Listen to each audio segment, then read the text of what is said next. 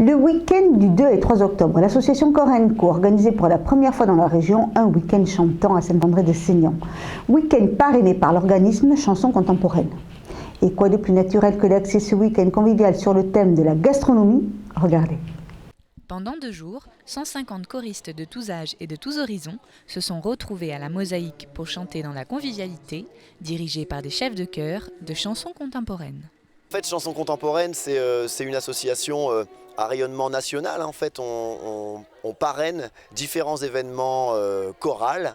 Et le principe de Chansons Contemporaines, c'est de réussir à concilier la chanson francophone dans sa version chorale polyphonique. C'est-à-dire comment on chante la chanson en collectif, comment on l'harmonise, comment on écrit les arrangements, et puis comment on la dirige.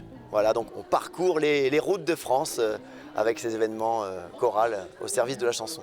On a eu ce week-end le privilège de monter 3 chansons qui n'étaient pas connues des 150 participants la veille. Et donc on a monté une chanson très récente du groupe nordiste Les Blaireaux, donc pas du tout connue, c'est une découverte. Évidemment, il y avait une chanson plus patrimoine, une chanson de Triane, qui parlait des crêpes bretonnes. Et puis aussi quelque chose de plutôt connu, une chanson interprétée par Joe Dassin dans les années 60, c'est Le Petit Pain au chocolat. Et ça a permis de vraiment détendre très vite l'atmosphère. Les 150 choristes nous ont suivis les yeux fermés, c'était super.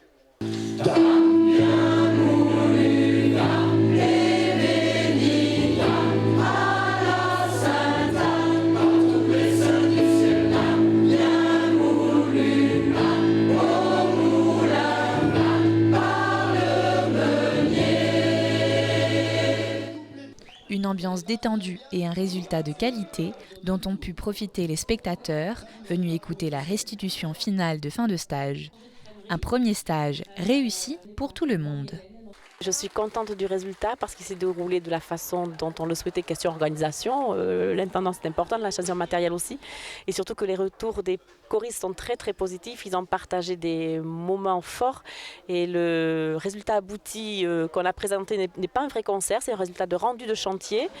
Mais l'émotion était palpable entre les choristes qui ne se connaissaient pas au départ, qui se sont retrouvés à 150 personnes de tous les horizons de France et qui ont partagé un même répertoire et qui se sont retrouvés sur 3 chants qu'ils avaient appris ensemble en un seul week-end. Et ça, c'était l'objectif premier dans la rencontre et j'en suis très, très contente. Et mes propres choristes ont tous participé, ou quasiment tous, à cette mini-formation. Et pour le chœur lui-même, ça va être très, très positif à l'intérieur du groupe.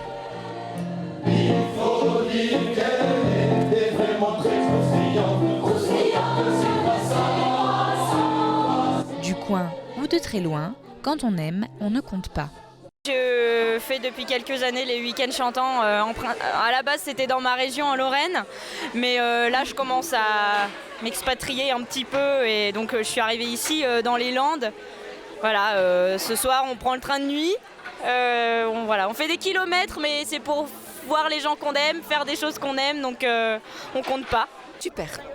Super, bonne ambiance, les animateurs les chefs sont merveilleux. Alors on habite à Lézignan-Corbière, on est venu donc, on était 25 choristes de la chorale Les Airs de Rien, que j'ai le grand plaisir de diriger. On repère des visages, on repère des prénoms, on échange, et puis finalement les gens qui gravitent autour de chansons contemporaines, ils ont la même philosophie, la même façon de voir la chanson chorale, et donc on échange toujours plein de trucs, c'est toujours très enrichissant et très sympa. Ça fait partie de notre vie, de notre ensemble. Même si on commence à vieillir, mais bon, on est toujours présente pour chanter. Et il n'y a pas à dire, le chant c'est convivial, universel et contagieux.